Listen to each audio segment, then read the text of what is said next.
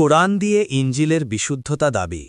খ্রিস্টান ধর্মগুরুগণ উপরের তথ্যগুলি গোপন করে মুসলিমদেরকে ধোঁকা দিতে কুরআনের আয়াতের আংশিক বিকৃত অর্থ দিয়ে দাবি করেন যে প্রচলিত তাওরাত ইঞ্জিল সঠিক। এরূপ দুটি বিষয় উল্লেখ করছে।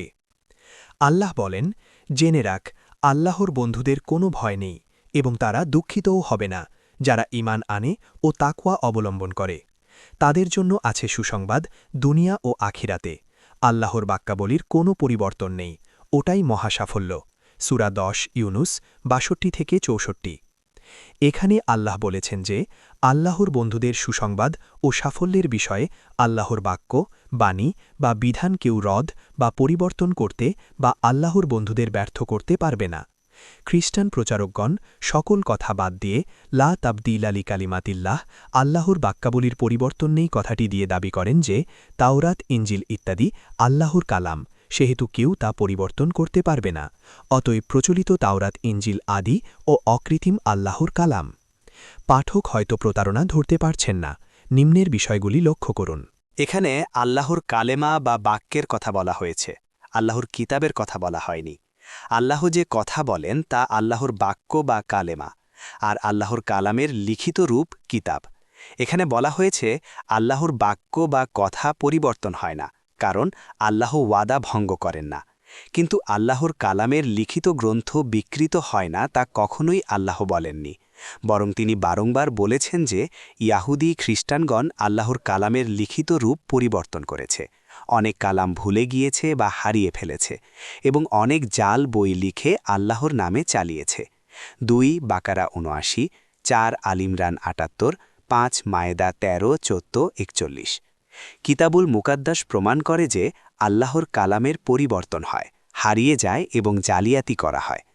বর্তমান প্রচলিত কিতাবুল মুকাদ্দাসের মধ্যে কয়েক ডজন আল্লাহর কিতাবের নাম আছে যেগুলির অস্তিত্ব দুনিয়াতে নেই, যেমন ১ সদাপ্রভুর যুদ্ধ পুস্তক, গণনা পুস্তক ২১-১৪, ২ জাসের পুস্তক জিহোশুয়া ১০-১৩, ৩ সলোমন রচিত ১০০৫টি গীত, ৪ সলোমন রচিত প্রাণী জগতের ইতিবৃত্ত, ৫ সলোমন রচিত ৩০০০ প্রবাদ বাক্য, ১ রাজাবলী ৪-৩২-৩৩, ৬ শমুয়েল ভাববাদীর রাজনীতির পুস্তক, ১ শমুয়েল ১০-২৫, ৭ শমুয়েল দর্শকের পুস্তক, ৮ নাথন ভাববাদীর পুস্তক, ৯ গাধ দর্শকের পুস্তক, ১ রাজাবলী ২৯-২৩, ১০ সমুইয়া ভাববাদীর পুস্তক, ১১ ইদ্য দর্শকের পুস্তক, ২ বংশাবলী ১২-১৫, ১২ ওহিয়া ভাববাদীর ভাববাণী, ১৩ ইদ্য দর্শকের দর্শন, ২ বংশাবলী ৯-২৯, ১৪ হনানির পুত্র জেহুর পুস্তক, ২ বংশাবলী ২০-৩৪, ১৫ জিসাই ভাববাদী রচিত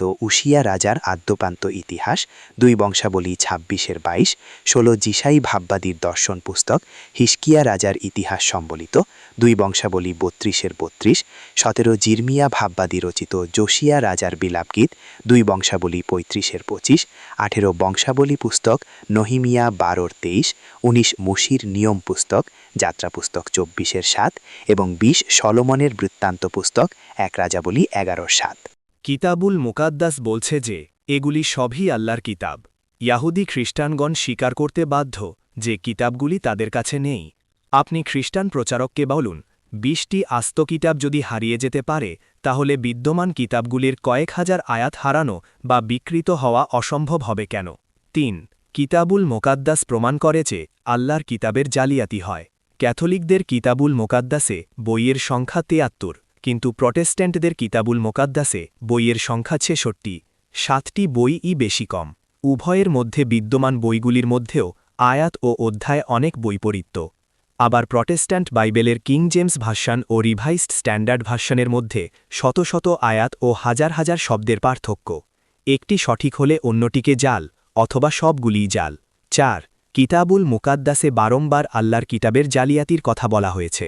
বলা হয়েছে যে ভণ্ড নবীগণ বা ভণ্ড শিষ্যগণ আল্লাহর বা মাসিহের নামে জাল কথা প্রচার করবে।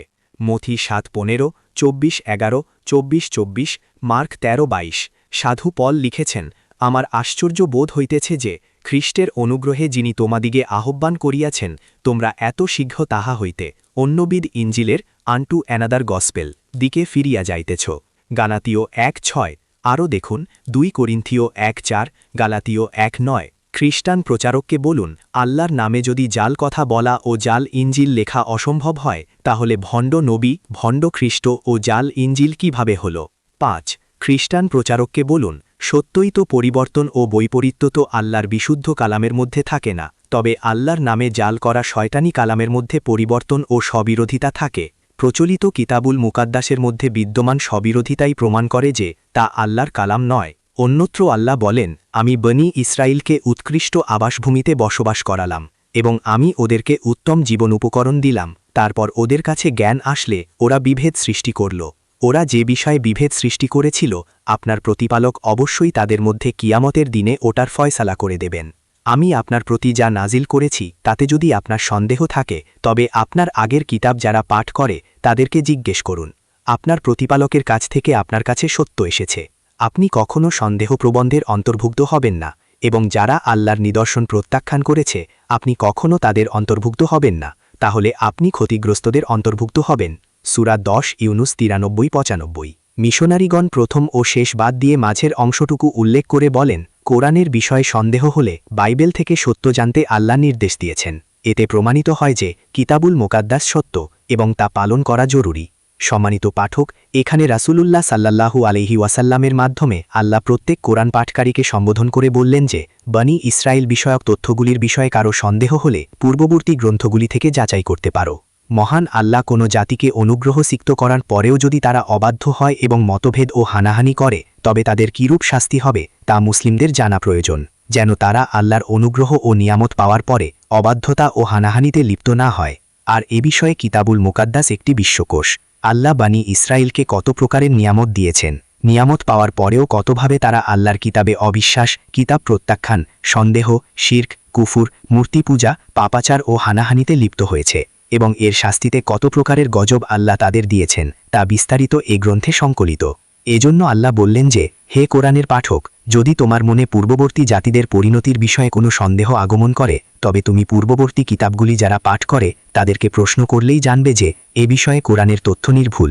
সম্মানিত পাঠক, যে কোনো গবেষক যদি বিশ্ব সৃষ্টি, পূর্ববর্তী জাতিগণের ইতিহাস ও পরিণতি সম্পর্কে কোরআন মাজিদ অধ্যয়ন করেন এবং বাইবেলের সাথে তা তুলনা করেন তবে নিশ্চিত হবেন যে কোরআন সন্দেহাতীতভাবে আল্লাহর কিতাব।